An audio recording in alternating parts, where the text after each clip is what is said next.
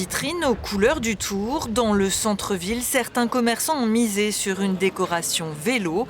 Dans cette boutique de produits du Nord, on a même créé spécialement une affiche. On a symbolisé ça par des bornes kilométriques. Donc on parle de Lille, on va ensuite faire la deuxième étape de l'Owain-Plock jusqu'à Boulogne-sur-Mer. Ça crée une ambiance. Vous avez une sorte de mini-braderie, vous entendez parler anglais, espagnol, partout. Donc à nous de nous mettre au diapason and to speak English. Ces touristes anglais, justement, sont ravis de l'événement. C'est fantastique. J'ai envoyé des photos à mon ami qui est fan de cyclisme. Il est très jaloux. Les métiers de bouche aussi ont été inventifs. Dans cette chocolaterie, on a créé une série spéciale Tour de France.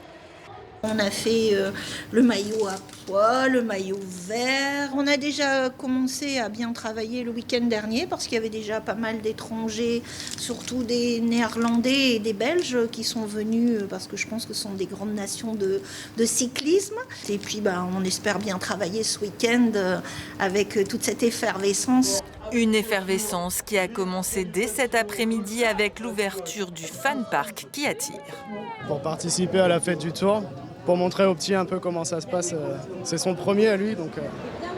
Certains viennent pour les activités comme ce looping à vélo. Ah, c'était super, franchement c'est une très belle expérience à vivre.